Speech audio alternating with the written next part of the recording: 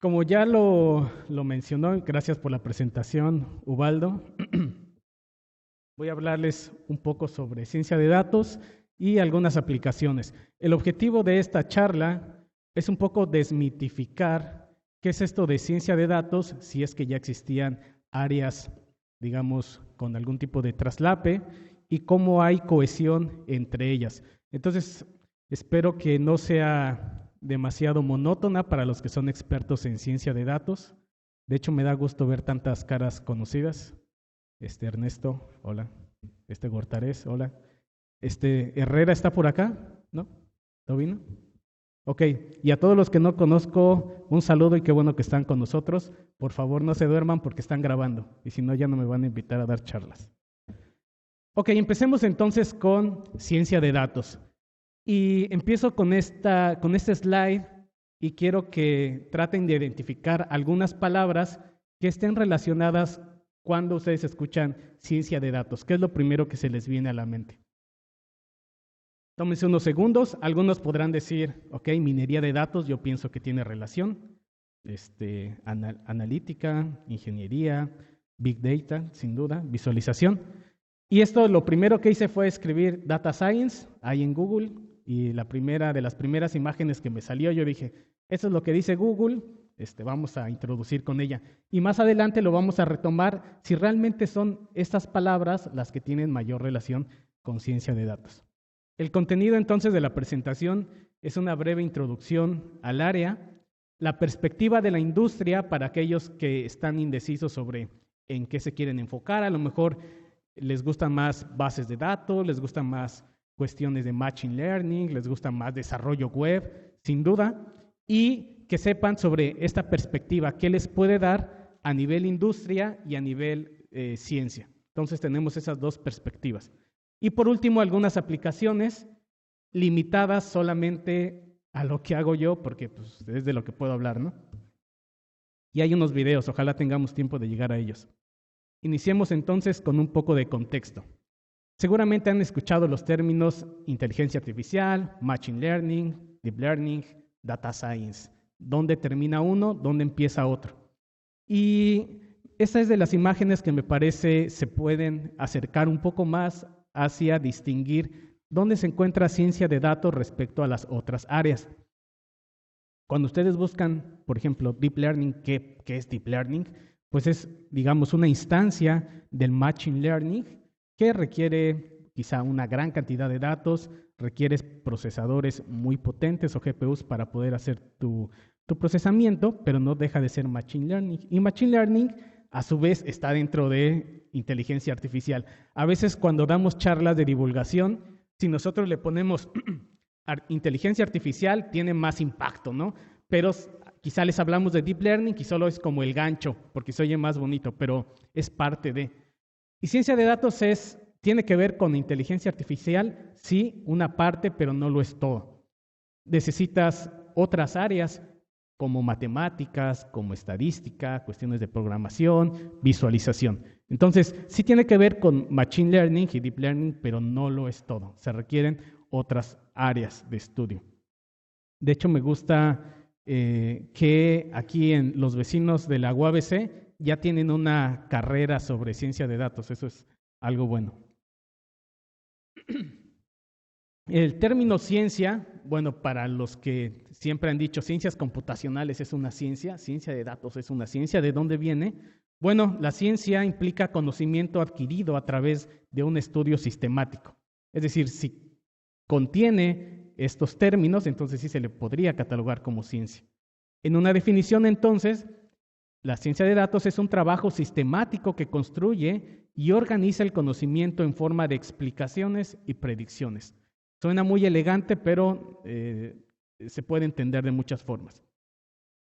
Entonces, podría implicar un enfoque que involucre datos, que es la parte importante, y por extensión, estadística, o el que quiere decir el estudio sistemático de la organización, propiedades y análisis de datos, y su papel en la inferencia, incluida la confianza misma en ella, ¿no? Entonces, es de ahí de donde viene ciencia de datos. Ahora, lo casamos con estadística. ¿Por qué el término ciencia de datos cuando se ha tenido estadística durante siglos? ¿Por qué ahora esta nueva área? Hay varias razones. La primera, la materia prima, los datos, que cada vez el conjunto que se puede generar es muy heterogéneo y desestructurado, como texto, imágenes, videos, redes sociales. Ustedes hoy en día, mientras están escuchando esta charla, creo que nadie está con el celular, pero están generando datos incluso aunque no lo estén utilizando, ¿no? Y es información no necesariamente estructurada. Es decir, no todo es con bases de datos donde la información está muy bonita. Hoy en día, gran cantidad de los datos que se generan no tienen ninguna estructura. Entonces, pues hay datos donde sea, ¿no? Y aquí hay una gráfica muy alarmante, interesante para los que se van a dedicar a eso, sobre la gran cantidad de datos que se están generando, al menos una proyección de las últimas 2 décadas, desde el 2010 a donde nos encontramos y lo que se prevé haya de datos para el 2030. Vean que es una gran cantidad de información, pero vean, lo interesante es lo que les digo, datos estructurados, bases de datos bonitas que ustedes pueden trabajar, están acá, es lo azul. Pero esta gran cantidad de datos no estructurados es la que se genera en todas las áreas de estudio. Comentaba hace un momento con un profesor que tienen, que viene creo que de la UABC Mexicali, ¿sí? Sobre que en cada campo de estudio recopilan gran cantidad de información y no siempre se tiene la capacidad de procesar todo esto. Entonces, son todos estos datos estructurados. No sé si habían oído alguno de ustedes sobre la unidad yottabyte. Yo en lo personal no, hasta que vi esto de la gran cantidad de información que se genera.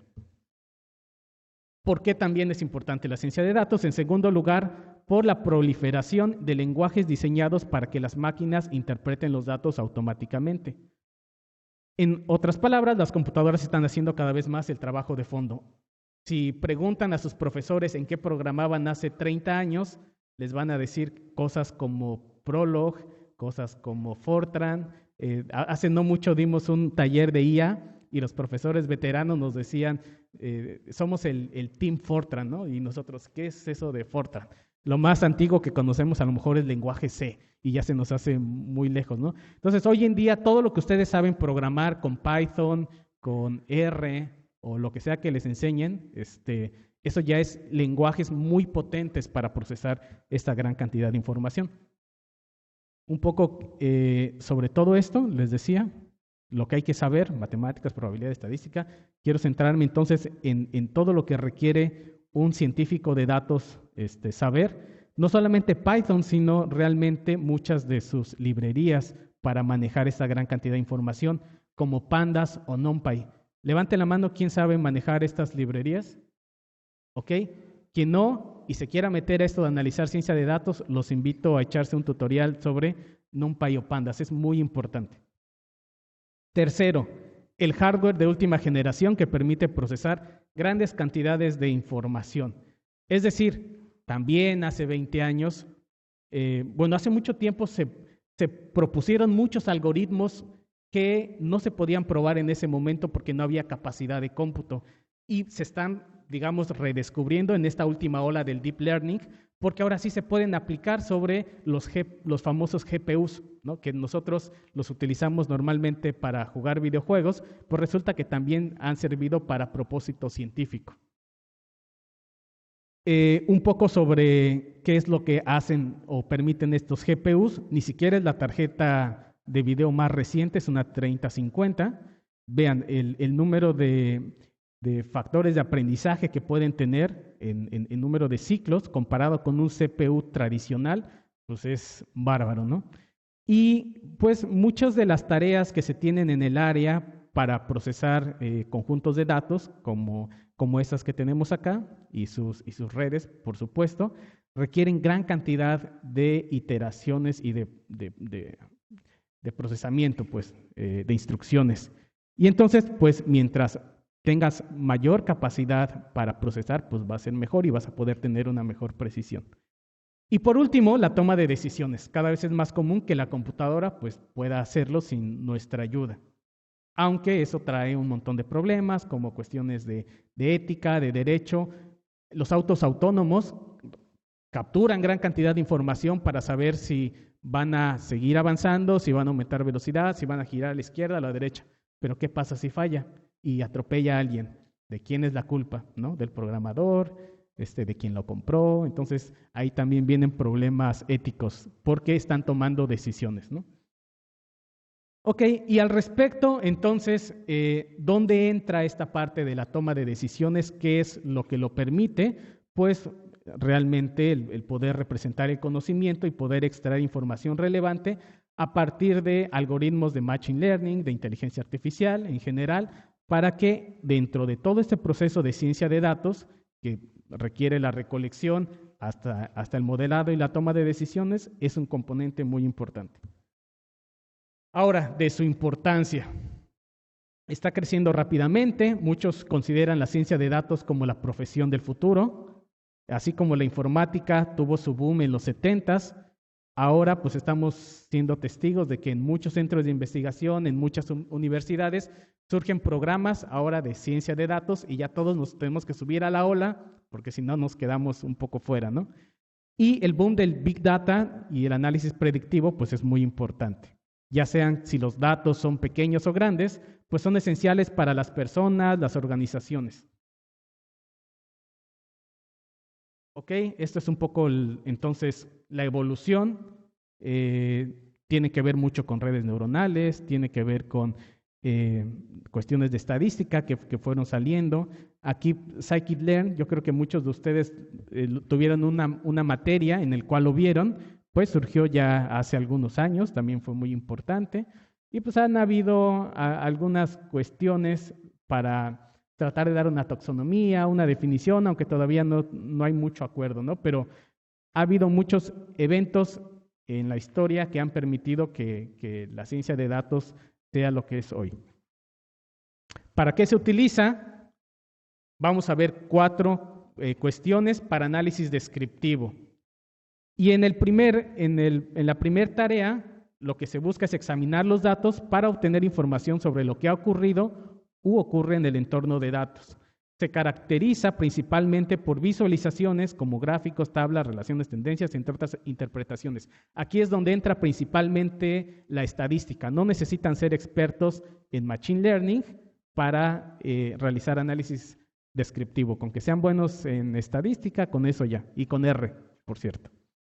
Por ejemplo, un servicio de reserva de vuelos registra datos como el número de boletos reservados cada día.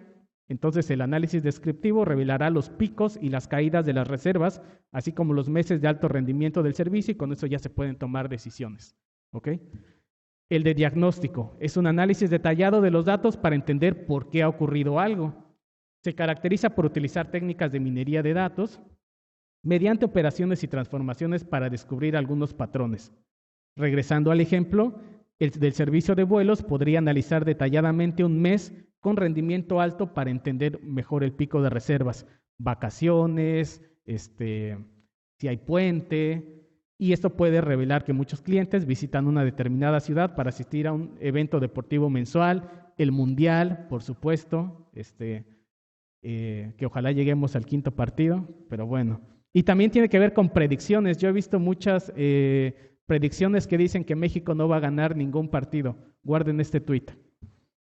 Análisis predictivo. Utiliza datos históricos para hacer previsiones sobre los patrones de datos que pueden producirse en el futuro. Esto ya es predicción.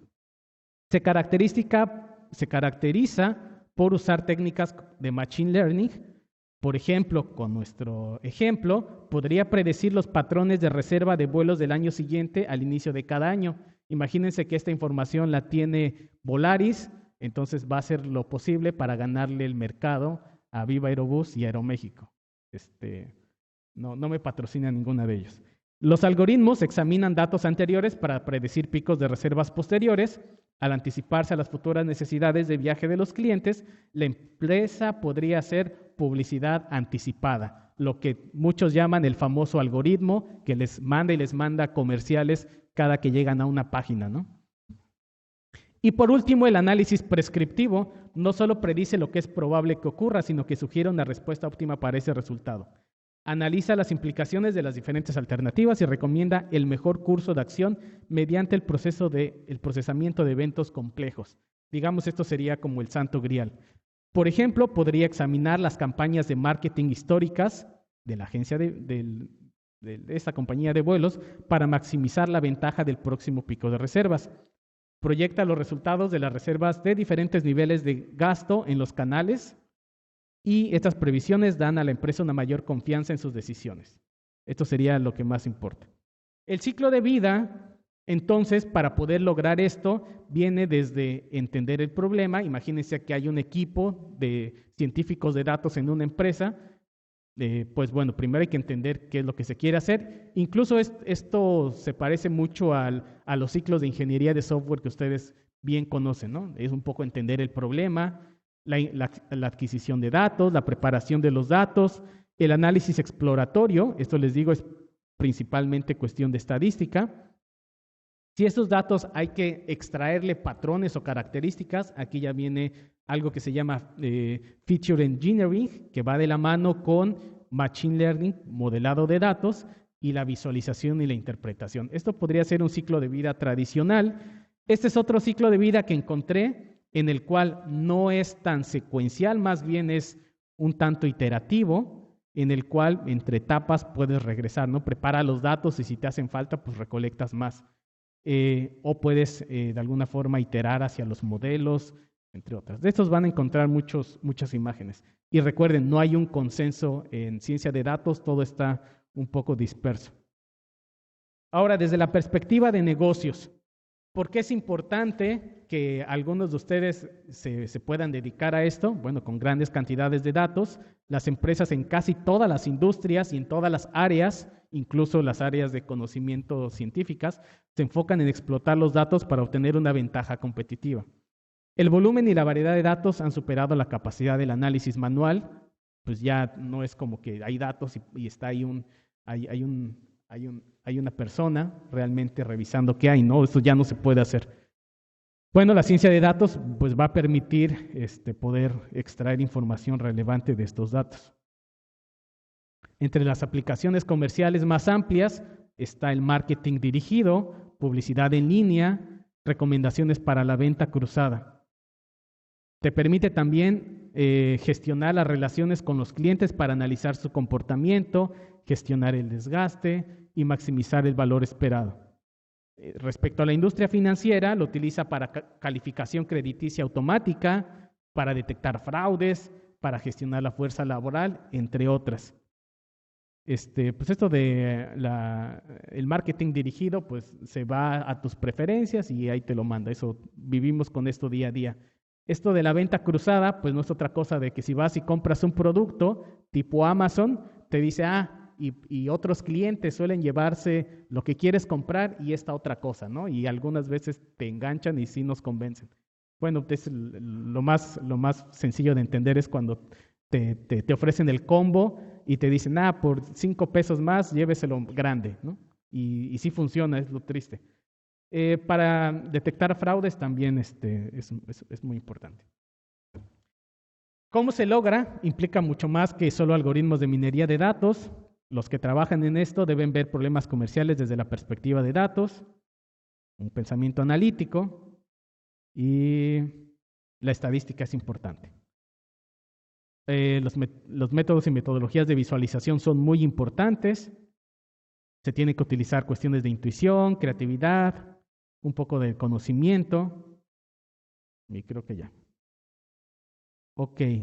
Y pues en cuestión de dinero, del mercado, cuánto es lo que se gasta en esta área, pues estamos aquí, esto es del año pasado, y separado por continentes, ¿no? Esto va a crecer, es decir, lo que gana una persona que es especializa en cuestiones de inteligencia artificial y lo aplica para análisis de datos, están ganando gran cantidad de dinero y eso lo pueden ustedes buscar en las opciones de empleo cuando buscan científicos de datos, es una muy buena área, ¿no?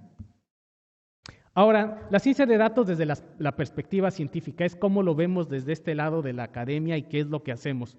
Bueno, a veces venden la idea de que pues esto es fácil, ¿no? Se tienen los datos, hay todos los legos desorganizados, hay tareas para organizarlos, para apilarlos, para representarlos visualmente, para explicar una historia, ya cuando se le da una utilidad. Pero resulta que cuando nos topamos con problemas reales, problemas del área de ciencias de la vida, ciencias de la tierra, resulta que esto no está tan estructurado, ¿no? En vez de ser legos son palitos de madera, otros pues son, estos ni siquiera son apilables, creo que son cinchos.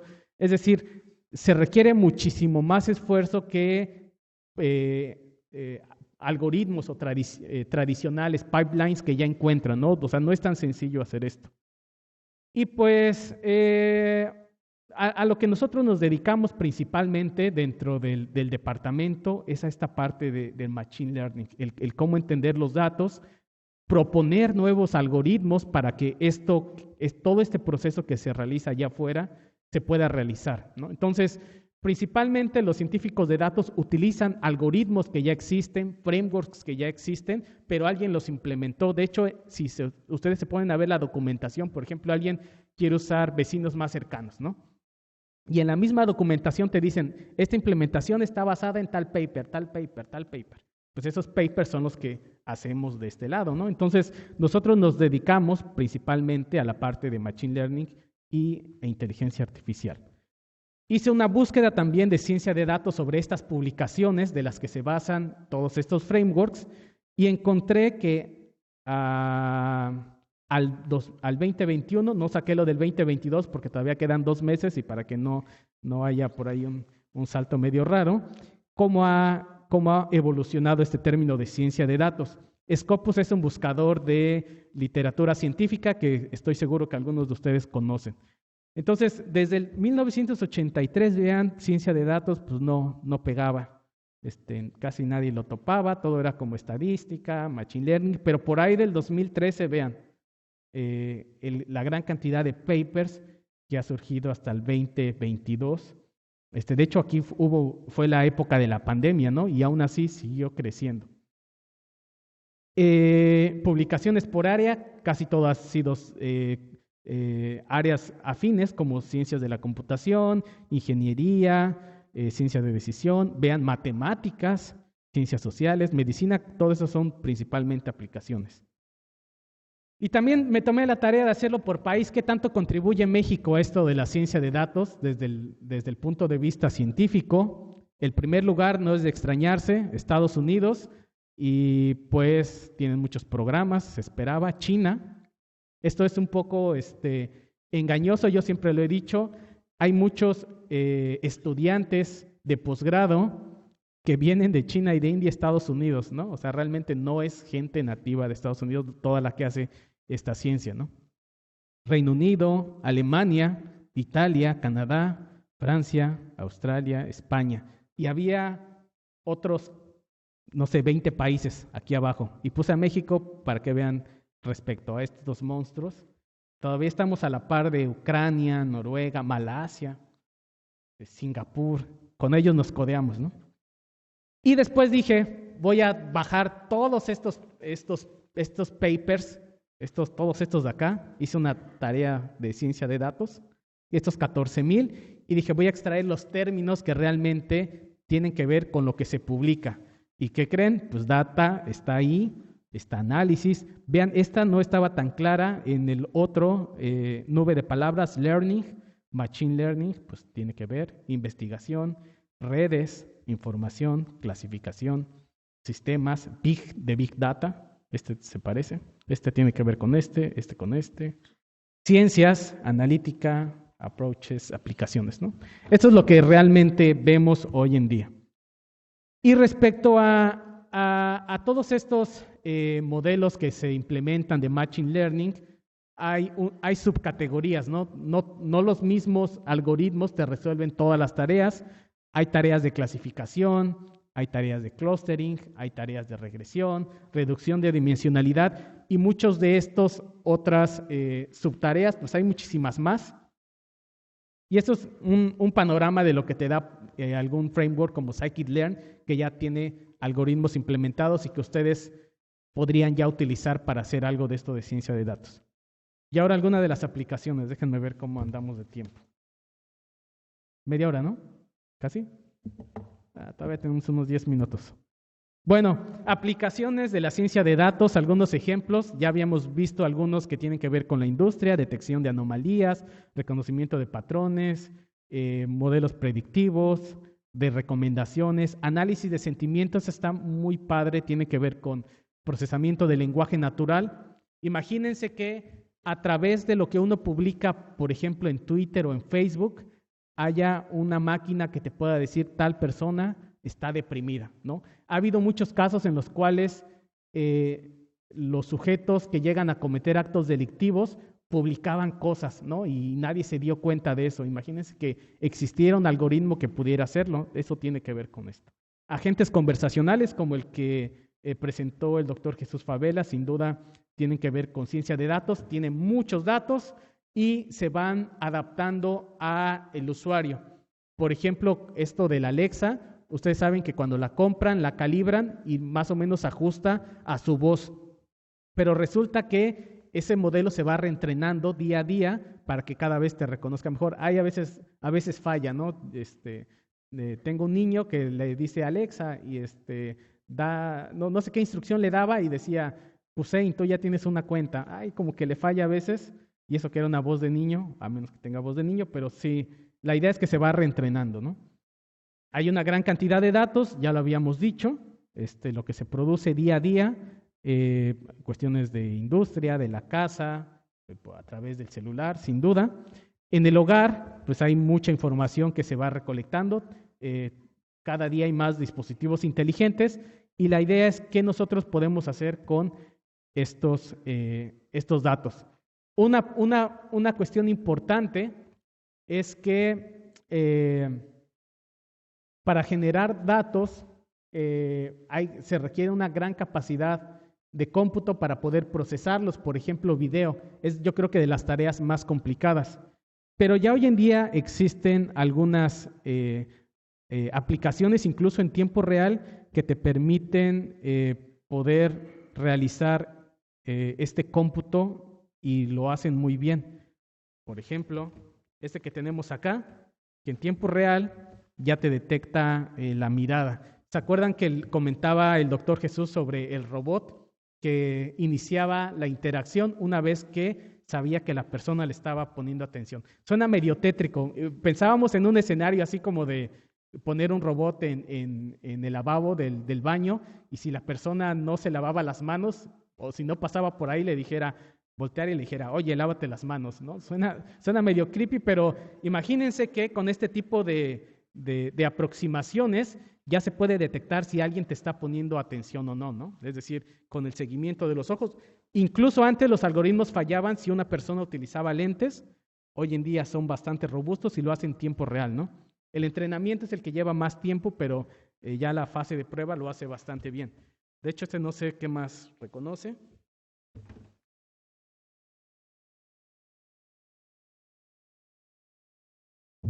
Este es uno de los más sencillos.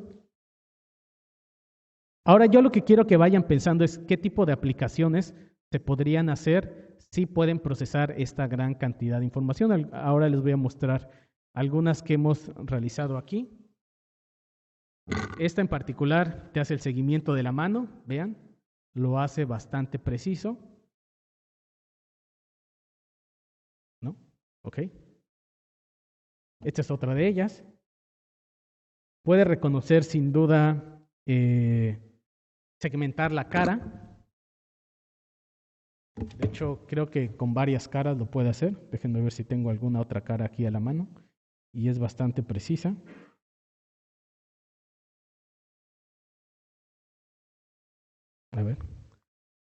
A ver si la reconoce. Ahí está, reconoce a Luigi. Ese es mi niño que se vistió de Mario Bros. En Halloween. Y ese es un locutor de EXA que estaba dando bolsitas de Halloween. Y fue de Luigi, llegó mi niño de Mario y dijo, wow, amigo, explotó de emoción. Pero vean, a lo que voy es de que estas son muy precisas, ¿no? Ya para probarse. Esta que te hace la segmentación de varias partes del cuerpo humano.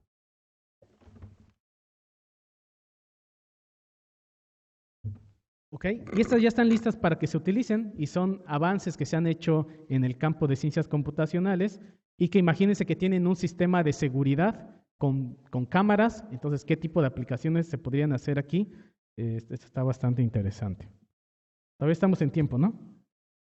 5 minutos, ok, para hablar de todo de todos los trabajos que hemos hecho respecto a toda esta gran cantidad de información que recuperamos. Y como sabía que iba a llegar con poco tiempo, los agregué en un slide. Hemos hecho seguimiento del movimiento humano con sensores inerciales vestibles. Lo comparamos contra un sistema muy preciso que se llama Vicon. También hemos hecho análisis de la marcha humana a partir de sensores inerciales. La actividad que más realiza una persona después de dormir, se supone que en el día incluso creo que más, es caminar, ¿no? Entonces, gran cantidad de información. Parámetros de la marcha humana pueden ser útiles para detectar algunas enfermedades que se pueden ir desarrollando después, neurodegenerativas como el Alzheimer o la demencia senil. Entonces, de ahí viene este trabajo. Hemos trabajado con un dispositivo vestible para el apoyo a ciegos, reconocimiento de actividades de la vida diaria en un entorno cotidiano. Este tiene un objetivo claro. Imagínense adultos mayores que viven solos y de repente se caen y no reciben asistencia inmediata. Y muchas veces cuando un adulto mayor se cae y se fractura, pues es muy probable que pueda terminar en algo fatal, ¿no? Entonces, si se tiene un sistema de reconocimiento, ya sea con video, con sensores que te diga, oye, aquí hay un comportamiento medio sospechoso, podría salvar vidas, ¿no? Esto es reconocimiento de actividades. Algo que a lo mejor ustedes, esto es reconocimiento de actividades físicas, también. Esto era importante para cuando estábamos encerrados, que requería que las personas no estuviéramos tan sedentarias. Bueno, esto de reconocimiento de la lengua de señas mexicana, ¿se acuerdan de estas redes que ya nos permitían hacer el seguimiento de las manos? Entonces, uno de los proyectos más interesantes que tenemos es si podríamos traducir la lengua de señas mexicana al español para poder realizar un sistema de ayuda. Estos son un par de tesis que tenemos en curso. Detección de somnolencia durante la conducción también es una tesis que se está terminando justo ahora, de la cual Ubaldo está en el comité. Está interesante porque imagínense que la persona como que ya se está medio quedando dormida, ¿no? Se podría lanzar una alerta, ninguna compañía ahorita lo tiene, es muy complicado realizarlo, entonces hemos trabajado en ello con sensores fisiológicos, con cámaras.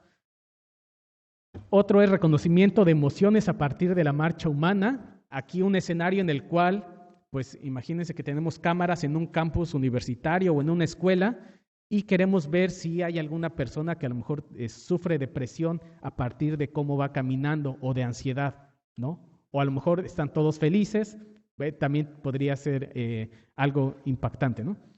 Y respecto a otros tipos de datos, estos tienen que ver todos con movimiento humano, que es parte de lo que trabajo principalmente. Hemos utilizado técnicas de aprendizaje automático, de Machine Learning, en otras áreas interesantes, por ejemplo, clasificación de imágenes satelitales. De hecho, aquí hay un investigador en el departamento que ha trabajado en esto de imágenes satelitales durante muchos años. Detección de eventos violentos en publicaciones de redes sociales. Esto tiene que ver full ciencia de datos porque es a partir de tweets. Y es una colaboración muy interesante que iniciamos con el Instituto de Astronomía de la UNAM, que también, imagínense, tienen gran cantidad de datos de sus observaciones para la medición del campo magnético a partir de aprendizaje profundo, ¿no? Entonces, estamos iniciando, también tenemos una iniciativa que se llama IA at CICESE, que tenemos con otros investigadores de aquí del centro, para poder apoyarlos en sus problemas, que tengan muchos datos, como a partir de técnicas de Machine Learning en general, podríamos apoyarle a procesar grandes cantidades de información, ciencias de la vida, ciencias de la Tierra, física aplicada, etc. Y con esto cierro, ¿no? Entonces, un poco trabajo en análisis de movimiento humano, quien quiera acercarse para alguna colaboración, en general, ciencia de datos, Machine Learning. Y también la quise agregar, con esta suelo iniciar, pero con esta cerré para que vieran la nube de palabras sobre lo que hago, ¿no? Todo está centrado en datos, en actividad, características, hablando de mucho procesamiento de datos. Y hay otros investigadores en el grupo de algoritmos y ciencia de datos en el departamento que trabajan también en otras partes. Muchas son más del lado algorítmico, que también, si a alguien le interesa el tema, pues acérquese a ellos. Son el doctor Alberto Fernández, el doctor Edgar Chávez y el doctor Gilberto López. Algunas referencias de lo que hablé, y tenía algunos videos por acá, pero ya no va a dar tiempo a verlos porque se nos acabó el tiempo. Vamos a poner alguno. A ver. Esto de la clasificación. Bueno, este es sobre el seguimiento de movimiento humano, cómo validamos sensores inerciales respecto a este sistema Vicon que cuesta millones y había que ponerle puntitos aquí. Estos sistemas se usan generalmente para animación, para videojuegos, para videos musicales, pero queríamos ver si podíamos tener una alternativa de bajo costo con sensores para realizar este mismo análisis. Actividades de la vida diaria, por ejemplo, aquí un experimento que hicimos y aquí detectamos, por ejemplo, que la persona se estaba cepillando los dientes. ¿Cómo sabíamos qué actividad estaba haciendo? Porque le pusimos aquí una cámara en el pecho, en Google Lenses, también con sensores inerciales. Aquí tratamos de, bueno, el objetivo fue identificar algún tipo de patrón de conducta en una tarea colaborativa. Aquí tenía sensores de electromiografía, sensores inerciales, y queríamos detectar en este experimento cómo se comportaban estas dos personas. Está muy interesante. También trabajamos con interacción humano-mascota, es de los, quizá de las investigaciones más coquetas que tenemos. En otros países, por ejemplo Italia, las mascotas todavía tienen una relación más cercana que en México, las personas tienen con sus perrijos. Allá todavía se lo toman un poco más en serio. Entonces, estas aplicaciones para detectar si el perro que se rehabilita después de tener un comportamiento agresivo, lo llevan a un albergue, los rehabilitan ahí y los reinsertan a la sociedad, ¿no? Suena medio extraño. Pero lo que quieren ahí es analizar si realmente está rehabilitado o no muerde, ¿no? Entonces lo quieren hacer con algún tipo de sensor. Aquí hicimos un experimento de cómo se comportaba con su dueña, con un montón de razas lo hicimos, y aquí con una extraña, ¿no?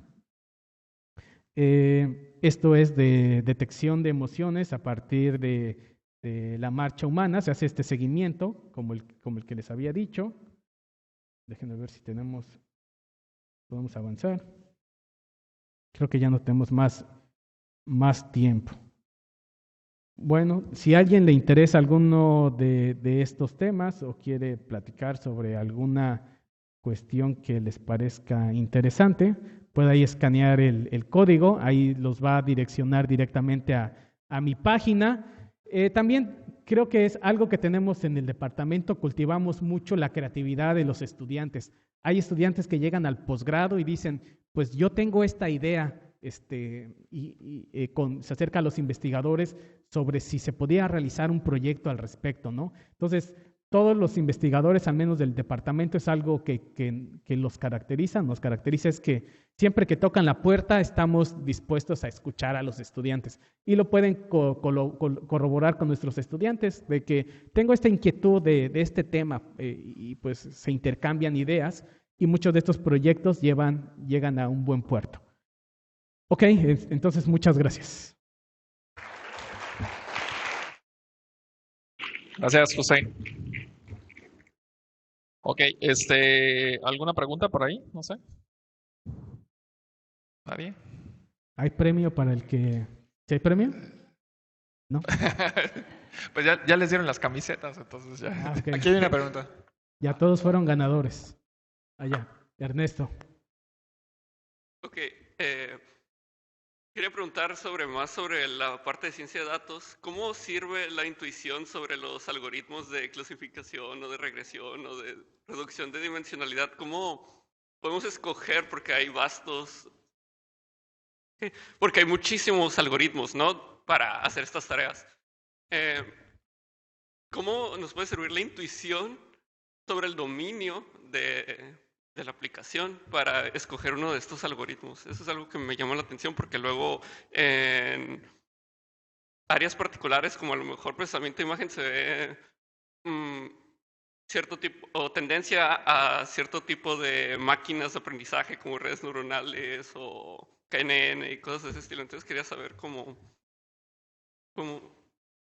Sí, escogerlas. es una gran pregunta. Es a lo que en otros lados le llaman ese sense. Es decir, te lo puede dar la experiencia, te lo puede dar un poco el conocimiento sobre esos algoritmos. Hoy en día, a nuestros muchachos, cuando tienen un problema, lo primero que dicen es voy a usar Deep Learning.